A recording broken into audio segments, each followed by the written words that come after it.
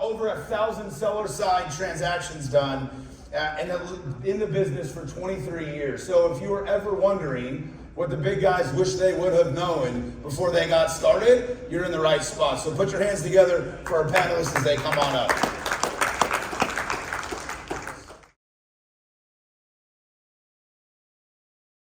Definitely think both. I think you can be a generalist and have niches at the same time. It's good because businesses and listings will feed off each other, get a nice concentration of buyers and sellers when you have a niche, but it's also good to diversify, learn other industries. You pick up on just deal-making skills and strategies in all different types of industries. If you're so focused just doing one thing, it's kind of a fish out of water sometimes when you jump into something different. So definitely believe in having a broad foundation of different industries, for sure.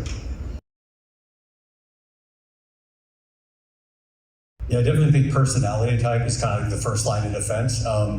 You can kind of sniff that out pretty quickly early on when you meet with someone. And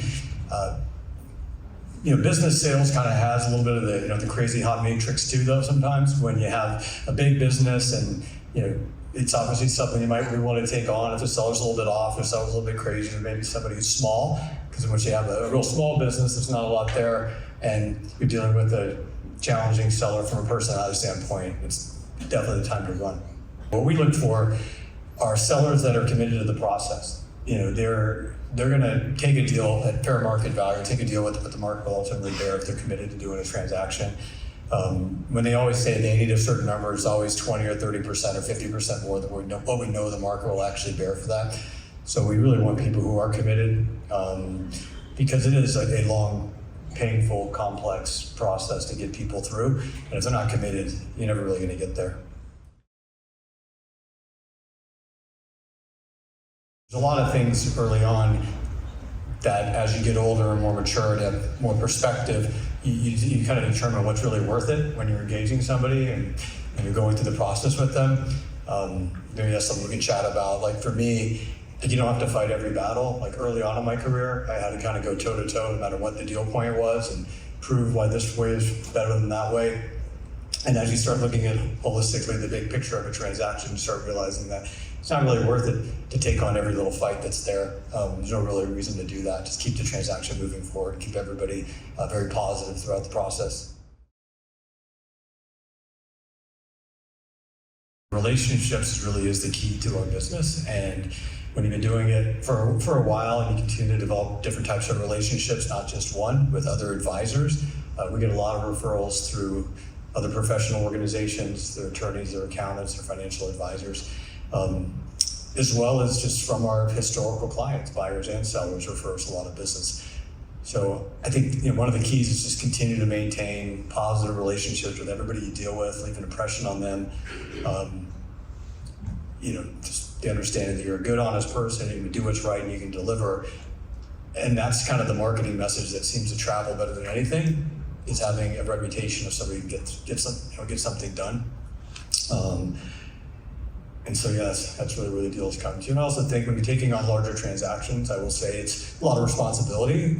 Someone who has put their life's work into building a company, raising their kids, maybe 20, 30, 50 years and sometimes longer. So you have to be sort of ready to take on transactions a little bit bigger because there's a lot to it and a lot riding on the line. Yeah, you asked a question about LOI versus APA and which one to do first or how to sort of navigate that whole discussion. And my answer is going to be different now than it was 20 years ago, is that as you get older in this business, it's interesting. I think as I get older in life, I become much more flexible and less regimented and less, more than I thought I would be as I get older. So you do go along with more of like preferences of people sometimes. If they or their counsel really want to do an LOI prior to an APA, I used to put up much more of a fight. Let's get into a binding contract, let's have a due diligence period, let's just kind of get the process rolling. But if that's what they prefer, you try to work with that. If you're new in the business, I take every single listing I can get. good, bad, ugly. I'd learned this business through buyers contacting me. You start to learn about business sellers and their business.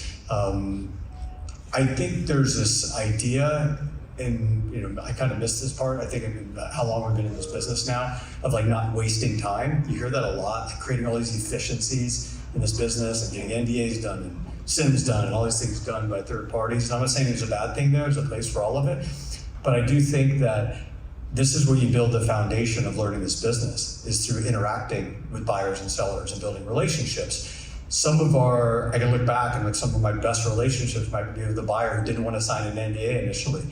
They didn't want to even put like high level financial information. They were nervous about providing that. And I decided to give them a call and develop the ability to articulate why they should do it and why it makes sense. And then they understand, and then we start sending them more information, then we do multiple transactions with them. And had I not taken the time to do that, so I thought maybe I was like wasting time, we wouldn't have that relationship. So I think especially early on, this is how you develop the muscle memory and the ability to interact, and talk to people, build relationships. So I think it's very important. That's my take. Now I don't just take any listing I can get, but when I was my first year or two, I take a lot more stuff that's probably not going to be sellable, just to really learn the business. And then it creates a funnel for potential buyers to come in and develop relationships with buyers. And you never know, somebody might come in that ends up being a future seller or a multiple business buyer for you, that had you not taken that listing because you didn't think it was worth it or you didn't really trust the seller, you wouldn't have met that buyer. It's really about having a system in place to be able to manage the amount of listings that you can.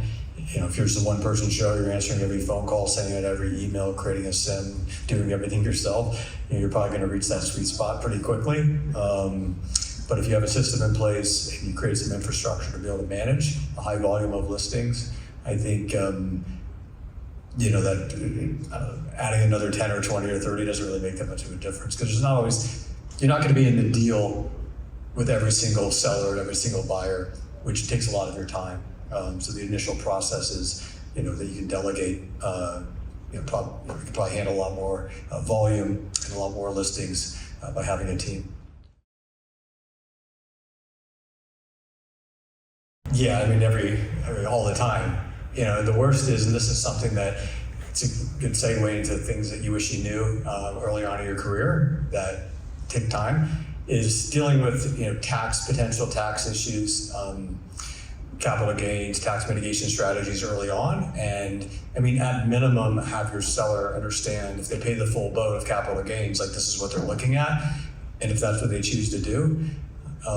Worst situation is that it's like putting your hand on a hot stove. You only do it kind of one time when you're in this business, but getting down to the end of a transaction, you're like ready to close, like a week before close, seller gets his closing statement, sends it to a CPA for the first time. Like a year you've been engaged with them, all of a sudden now you get a phone call and says, I need more money in order to do this deal, or I didn't realize I can't sell my business now because of tax issues. So it's a quite common thing that you want to get ahead of, and you want to deal with that on the front end.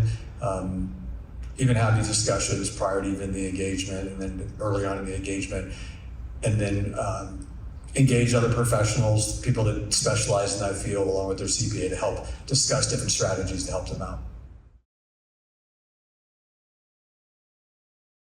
I was just going to say, that's like part of the skill set you develop in deal making. When you've done this for a long time, you have to look at the situation like holistically and have perspective for all sides, the buy side, the sell side, the advisors on each side. So it's something that you just learn through experience to, really understand all part, like who needs who more, where's the leverage at, does there need to be leverage, does the buyer need to take advantage of it? A quick example, I mentioned a deal, 3.6 million. Well, at the 11th hour, the seller decided to give all the employees raises a week before close, and which changed the cash flow, the debt coverage ratio. It actually increased the payroll about $200,000 a year. Key employees, like 4 or 5 of them, it was a big deal. And the buyer and I talked about it, and he chose to not say anything. So this was his approach. He felt he really needed the seller so much post-close, and they were probably due a raise at some point anyway, so he was going to give a couple of them a raise. So he elected to say, okay, look, I could take advantage of the situation that we have right here. And I could, we're talking 200,000 a year it was a 5x multiple. So it's $1 million swing if you're just going to go straight line on that. But it's still covered the debt coverage ratio. We're still kind of good. So the buyer elected to not actually bring it up, which was rare. But I learned something from him in that one, actually, after 20 plus years of doing this, that you don't have to do something every time you discover something that's changed. If you really want to buy the business, then that's your goal. Thanks, Kelly. Appreciate you. Thank you. Have a great day.